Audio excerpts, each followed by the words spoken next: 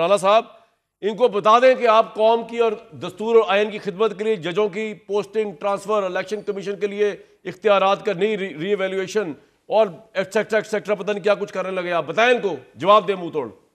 राणा साहब देखें कामरान भाई, सबसे पहले मसवदा हमें या हुकूमत के पास आया हो या ना आया हो, लग ऐसे रहा है कि मुस्तफ़ा भाई के पास पहुंच गया है, क्योंकि उन्होंने पता नहीं कौन कौन सी शिकें पढ़ के बता दी है कि ये होने जा रहा है, रोल बैक 18 वो जो बिलावल ने ट्वीट की उसकी बुनियाद पे। देखिए उन्होंने सारी चीजों का जिक्र किया है राणा भाई। नहीं देखिए, मैं आपको बताता हूँ। देखिए मैं एजेंडा, हमने एजेंडा रखा है, पीपल्स पार्टी के सामने एजेंडा रखा है, और बिल्कुल जिन एरियाज इन्होंने टच किए उसमें एजुकेशन है, पॉपुलेशन है, मैजिस्ट्रेटी का निज़ाम है, बिल्कुल आईनी अदालत है। और इसको बजाय के देखें, अगर हम ये एजेंडा आवाम के सामने रख देते तो इत्तेहादी, देखें इत्तेहादी नाराज हो जाते कि हमें नहीं बताया। तो हमने जो हमारे कोalition पार्टनर्स हैं, हमने उनके सामने एजेंडा रखा है, और ये चीज़ तय है कि जो 27वीं आईनी तरमीम है वो पास नहीं होने लगी अभी या आज या कल, जब तक इस पे कंसेंसस नहीं होता। तो अभी यार उसको छोड़े, मुझे बताएं कि आप ट्रांसफर ऑफ जजेस से मुराद क्या है? अब आप जज की मर्जी के बगैर उसको ट्रांसफर कर सकते हैं सजा के तौर पे कहीं पे भी, एम आई राइट? मैं टिक मार्क करी साथ साथ, मुझे कोई इतराज नहीं, मैं समझ लूं जरा। देखें ये ओ यार यस कह जो जजेस का ट्रांसफर का मामला है, अभी कोई तय नहीं हुआ भाई, अभी कुछ तय नहीं हुआ अभी। तो कहने का मतलब है कि मेन सवाल तो ये है कि नहीं, ये जो बिलावल साहब कह रहे हैं ट्रांसफर जजेस का मतलब तो यही है ना कि आप मर्जी से जजेस को कर सकेंगे ट्रांसफर। यार ये तो मान लेना कम से कम।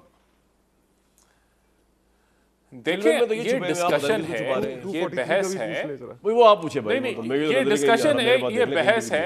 मैं कामरान साहब देखें, जो सिक्योरिटी सिचुएशन जिस तरीके से इस मुल्क में तब्दील हो रही है उसके ऊपर डिस्कशन करने की ज़रूरत है, और जो कोalition पार्टनर्स और दीगर जमातों की राय आएगी उसके मुताबिक फिर इसके अंदर तरामीम करने की ज़रूरत है। हुकूमत का एक पर्सपेक्टिव हो सकता है, पीपल्स पार्टी का एक और हो सकता है, JUIF का और हो सकता है, PTI का क्या सोच रहा है भाई, ये पूछ रहे हैं राणा साहब। अपनी तजवीज़ क्या है? देखिए अभी ये प्रपोज हुआ है, मैं आपको बता देता हूं, अभी ये प्रपोज हुआ है कि हमें इसको दोबारा देखने की जरूरत है, क्योंकि जो सिक्योरिटी सिचुएशन नेशनली इंटरनेशनली तब्दील हो रही है उसके अंदर we need to relook at. आपका पॉइंट आ गया, कोई स्पेसिफिक एक हद तक जा सकते हैं, समझ आ गई बात। मैं समझ गया भाई। बात ये है कि क्या जस्टिस मुनीर, क्या मौलवी मुश्ताक हुसैन, जस्टिस निवारुल हक, इनसे कोई बुरी आदत जुडिशरी है? हमने तो नसीम हसन शाह जैसे देखे हुए चमक वाले चीफ जस्टिस। तो ये तो आप क्यों कह रहे हैं जुडिशरी मजीद कमजोर हो जाएगी? देखिए इसमें कोई शक नहीं है कामरान भाई कि हमारी अदलिया की कोई अच्छी तारीख नहीं है। इसने इलेक्टेड लीडर्स को इसने फांसियों तक चढ़ाया है, इसने सियासी वर्करों के ऊपर जो जुल्म हुए हैं उनको सैंक्टिफाई किया है, इसने डिक्टेटर्स को आइन के अंदर तरमीम करने की इजाजत दी है। लेकिन क्या हमारे ये ख्वाहिश रखना भी जुर्म है कि इस मुल्क के अंदर एक आज़ाद अदलिया हो? क्या हमारी ये ख्वाहिश रखना भी जुर्म है कि जिन्ना साहब का जो ख्वाब था पाकिस्तान के बारे में कि ये एक आईनी पार्लिमानी जमहूरियत हो, ये जजेस 70 साल एज के आजाद नहीं होंगे?